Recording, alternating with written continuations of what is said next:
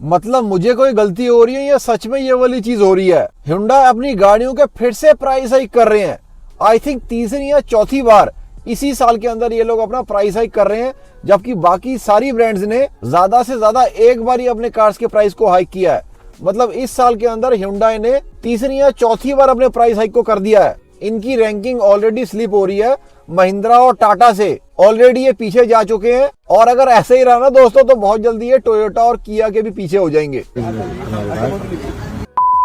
लेकिन आज की वीडियो के अंदर हम जो डिटेल के अंदर बात करने वाले हैं वो हम बात करने वाले हैं एंट्री लेवल सेगमेंट की कार्स के बारे में या प्राइस एफिशिएंट कार्स के बारे में। तो चाहे आप कोई भी कार को लेने लगे हैं, चाहे 5 लाख की गाड़ी है, चाहे 10 लाख रुपए की गाड़ी है, क्योंकि 10 लाख के अंदर भी आपको ये वाली गाड़ियां मिलेंगी, लेकिन वो बिल्कुल ही फीचर लोडेड मिलेंगी। जिन दो गाड़ियों के बारे में दोस्तों हम बात करने वाले हैं, दोनों गाड़ियों का फेसलिफ्ट इसी साल हुआ है।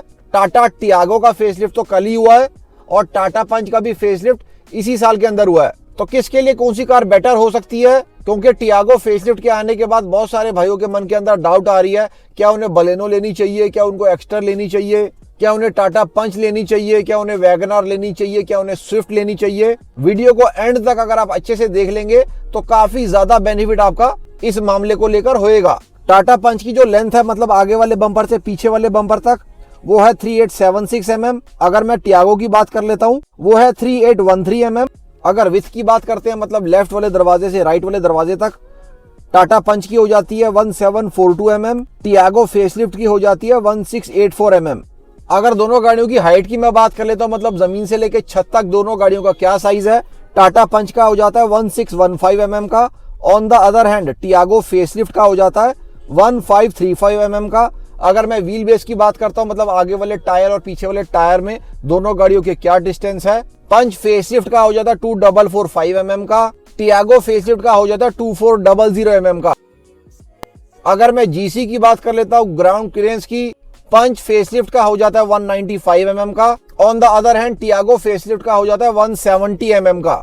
तो दोस्तों यहाँ पर बहुत ही क्लियर हो रहा है कि size wise, road presence wise, cabin space wise, सारी चीजों के अंदर टाटा पंच यहाँ पर एज करेगी टाटा टियागो को। उसके अंदर व्हील बेस भी ज्यादा है, इस वजह से आपको टाटा पंच के अंदर लेग रूम भी ज्यादा मिलेगा, स्पेशियस भी ज्यादा एहसास आएगा आपको। इवन पीछे वाली सीट्स के लिए, मतलब रियर सीट्स के लिए भी आपको ज्यादा कंफर्टेबल टाटा पंच के अंदर महसूस होगा। स्पेशली अगर 3 लोग ट्रेवल कर रहे हैं, 2 लोग तो दोनों गाड़ियों के अंदर ही बैठ ही जाएंगे, लेकिन जहां पर 3 लोग पीछे वाली सीट के ऊपर बैठने की बात आ जाती है, यहाँ पर ऑब्वियसली टाटा पंच एज करेगी। और जीसी भी बहुत ज्यादा महत्व देती है, स्पेशली अगर आप ऐसे एरियाज के अंदर रहते हैं जहां पर काफी ज्यादा पॉट होल्स हैं या काफी ज्यादा उबड़ खाबड़ सड़कें हैं, तो वहां पर ग्राउंड क्लियरेंस काफी ज्यादा एक्शन के अंदर आ जाती है। लुक्स तो मैंने आपको दोनों गाड़ियों के दिखाई दिए थे, ये सब्जेक्टिव टॉपिक है, आप देख सकते हो कौन सी गाड़ी के ज्यादा लुक्स आपको पसंद आ रहे हैं। अगर आपको एसयूवी स्टैंस वाली गाड़ी चाहिए, ज्यादा रगेड लुक्स वाली कार चाहिए, ज्यादा बोल्ड अपील वाली गाड़ी चाहिए, तो यहाँ पर टाटा पंच फेसलिफ्ट है। आपको टाटा पंच के अंदर प्रोटेक्शंस भी ज्यादा मिल रही हैं, साइड्स के अंदर आपको क्लैडिंग्स भी मिल रही है, तो यहाँ पर स्क्रैचेस से प्रोटेक्शन वाला जो मामला है वो भी टाटा पंच के अंदर ज्यादा फेवर के अंदर जाएगा। अब टाटा टियागो एज कहां पर करेगी मैं आपको ये भी बताता हूं। हालांकि दोनों गाड़ियों के अंदर जो इंजन है वो बिल्कुल ही सेम है, 1.2 लीटर का 3 सिलेंडर नेचुरली एस्पिरेटेड इंजन दोनों गाड़ियों के अंदर दिया हुआ है। रेवरोटॉन इंजन की यहाँ पर मैं बात कर रहा हूँ। सेम पावर, सेम टॉर्क दोनों गाड़ियों का नेचुरली एस्पिरेटेड इंजन जनरेट करके देगा। लेकिन अगर आपको ड्राइविंग फील की बात करनी है तो यहाँ पर एज करेगी टाटा टियागो टाटा पंच को, क्योंकि यहाँ पर पावर वेट रेशियो प्ले के अंदर आ जाता है। तो ड्राइविंग फील आपको much better Tata Tiago NA के अंदर लगेगा as compared to Tata Punch NA. तो ये आपके ऊपर डिपेंड करता है आपकी प्रेफरेंस क्या है। कहीं ना कहीं तो आपको कॉम्प्रोमाइज करना ही पड़ेगा, या तो आप कैबिन स्पेस से कॉम्प्रोमाइज करोगे या आपको थोड़ा बहुत ड्राइविंग क्वालिटी से कॉम्प्रोमाइज करना पड़ेगा। दोनों ही गाड़ियों के अंदर सीएनजी की ऑप्शन आ रही है, ट्विन सीएनजी सिलेंडर के माध्यम से। दोनों के अंदर नेचुरली एस्पिरेटेड इंजन के अंदर ही ट्विन सीएनजी सिलेंडर को कंबाइन किया जाता है।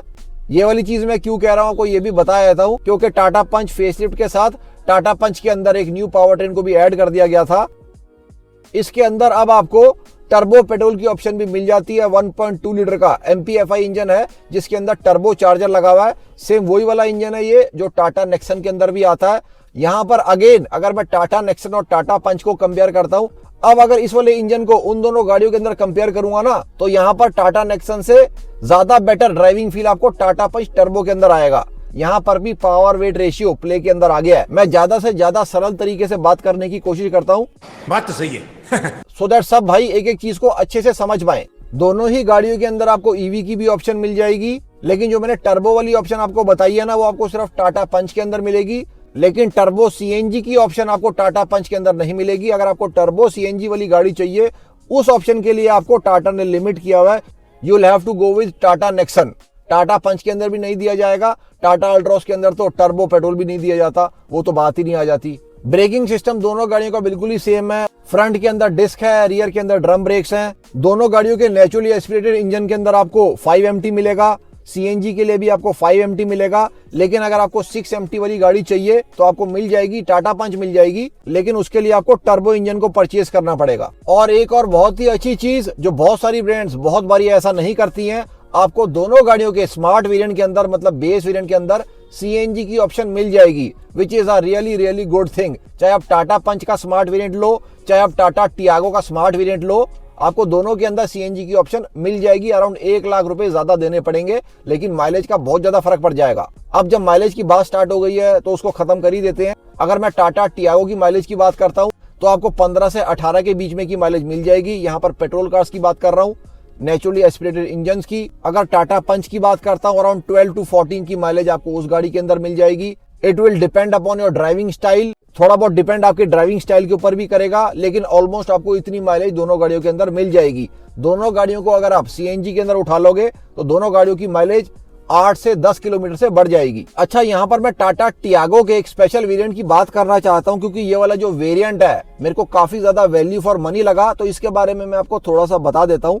प्योर प्लस वेरिएंट की दोस्तों बात कर रहा हूँ। इसके अंदर बहुत ही अच्छी चीजें आपको मिल रही हैं। आपको 20.32 सेंटीमीटर की टच स्क्रीन मिल जाएगी, साथ में आपको HD रिवर्स पार्किंग कैमरा भी मिल रहा है, wireless Android auto, Apple CarPlay. इसी वाले वेरिएंट में आपको क्रूज कंट्रोल भी मिल जाएगा, स्टीयरिंग माउंटेड कंट्रोल्स, 4 स्पीकर्स, साथ में 65 वॉट का C टाइप का USB charger, shark fin antenna, TPMS speed sensitive auto door locks और वैनिटी मिरर जैसी चीजें आपको इसके सेकंड बेस वेरिएंट के अंदर, मतलब प्योर प्लस वेरिएंट के अंदर मिल रही है। ये प्योर वेरिएंट नहीं है दोस्तों, ये सेकंड वेरिएंट का एक सब वेरिएंट है। इसको भी सेकंड बेस वेरिएंट ही बोला जाएगा, लेकिन ये वाला जो वेरिएंट है ये बिल्कुल से वैल्यू फॉर मनी वेरिएंट है, क्योंकि सिर्फ 6,55,000 रुपए के अंदर आपको एक तरीके से बिल्कुल कंप्लीट गाड़ी मिल रही है। और इस वाले वेरिएंट के अंदर आपको सीएनजी की भी ऑप्शन मिल रही है, सीएनजी ऑटोमेटिक की भी ऑप्शन मिल रही है, जिस वजह से ये वाला जो वेरिएंट है वो बिल्कुल कंप्लीट माना जाएगा। मतलब इस वाले वेरिएंट के ऊपर आपको ऊपर से कोई भी पैसे लगाने की जरूरत नहीं पड़ेगी, क्योंकि जो भी सारी बढ़िया चीजें हैं वो ऑलरेडी इस कार के अंदर आपको लगी हुई आएंगी। यहाँ पर दोनों गाड़ियों के इंटीरियर्स की अगर बात कर ली जाती है, दोनों गाड़ियों के इंटीरियर्स मैं आपके सामने लगा रहा हूँ, आप खुद भी देख सकते हैं कैसे लग रहे हैं। लेफ्ट साइड पे न्यू टाटा पंच के हैं, राइट साइड के ऊपर न्यू टाटा टियागो के हैं। तो एकदम से आपको देखकर तो फर्क नहीं पता चलेगा, लेकिन अगर आप काफी पहले तरीके से देखेंगे तो आपको बिल्कुल सा फर्क समझ में आएगा। अगर आप एसी वेंट्स को देखते हैं, यहाँ पर भी फर्क है, साइड वाले एसी वेंट्स के अंदर भी फर्क है, जो मिडल वाला एसी वेंट है उसकी शेप में भी फर्क है।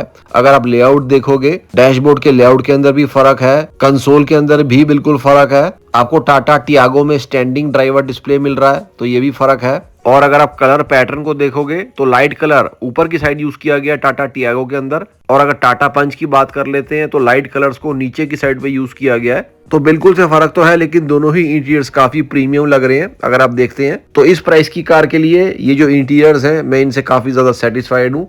काफी अच्छे लुक के इंटीरियर्स दोनों ही गाड़ी के अंदर हमें देखने को मिल रहे हैं। सेफ्टी की बात कर लेते हैं तो टाटा एक के बाद एक नया बेंचमार्क सेट करते जा रहे हैं। टाटा सियारा के टाइम के ऊपर इन लोगों ने 1-on-1 2 टाटा सियारास को कोलाइड करके दिखाया था। उसके बाद टाटा पंच के अंदर इन्होंने ट्रक के साथ भिड़ के दिखाया था। अब इस बारी इन लोगों ने एक पोल के साथ भिड़ के दिखाया है टाटा टियागो को। तो अपनी कार्स की मेटल शीट और प्लेटफॉर्म की ताकत बहुत ही अच्छे से दिखा रहे हैं टाटा मोटर्स। लेकिन बिल्कुल से मैं ये वाली चीज चाहूंगा, क्योंकि टाटा मोटर्स की कार्स सबसे ज्यादा रोबस्ट, सबसे ज्यादा स्ट्रॉन्ग रहती हैं, तो बिल्कुल से मैं ये वाली चीज चाहूंगा कि भारत एनकैप के अंदर नहीं, टाटा टियागो को ग्लोबल एनकैप मतलब जी एनकैप के अंदर टेस्ट किया जाए। यहाँ पर मैं सेफ्टी टेस्ट की बात कर रहा हूँ, सो दैट ये वाली चीज और भी ज्यादा क्लैरिफाई हो जाए कि सारे जो सेफ्टी के एस्पेक्ट्स हैं वो कैसे हैं टाटा टियागो के। अब दोस्तों अगर दोनों गाड़ियों के प्राइसिंग की मैं बात कर लेता हूं, टियागो फेसलिफ्ट का जो प्राइस सेट किया गया है वो 4,70,000 रुपए है। टाटा पंच फेसलिफ्ट का जो प्राइस है वो 5,80,000 रुपए है, तो अराउंड 1 लाख रुपए का फर्क दोनों गाड़ियों के अंदर है। लेकिन आपने ये देखना है आपकी प्रेफरेंस ज्यादा क्या है। अगर आपकी फैमिली छोटी है, सिर्फ 2 लोग हैं, या जनरली सिर्फ एक ही इंसान गाड़ी के अंदर ट्रैवल करता है, तो यहाँ पर मच बेटर गाड़ी आपके लिए टाटा टियागो निकल कर आ सकती है। अगर आपको सनरूफ चाहिए तो यहाँ पर टियागो मत लेना, आपको टाटा पंच लेनी पड़ेगी। टियागो के अंदर सनरूफ की ऑप्शन नहीं दी गई है।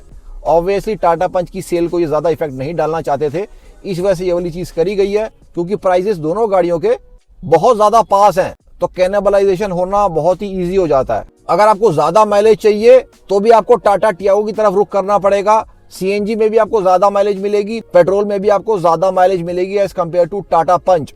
आपको बड़े साइज की कार चाहिए, एसयूवी स्टैंड चाहिए, ज्यादा ग्राउंड क्लियरेंस चाहिए, सनरूफ चाहिए, आपको टाटा पंच की तरफ जाना पड़ेगा। तो at the end of the day सारी चीजें आपकी नीड्स के ऊपर डिपेंड करती हैं। आपकी प्रेफरेंस कौन सी कार है, उसी हिसाब से आपने अपनी परचेज को फॉरवर्ड करना है। चैनल के ऊपर सेम प्राइस की और भी बहुत सारी गाड़ियों के बारे में आपको डाटा मिल जाएगा। बलेनो हो गई, एक्स्टर हो गई, फ्रॉन्क्स हो गई, डिजायर हो गई, स्विफ्ट हो गई, सारी गाड़ियों का जेन्युइन डाटा आपको चैनल पर मिल जाएगा, आप जाकर देख सकते हैं। अभी तक चैनल को सब्सक्राइब नहीं किया, please consider subscribing the channel. Like button, high button को भी जरूर दबा दें। कल फिर से मिलते हैं वीरो। जय हिंद, जय Bharat and full support to the Indian armed forces.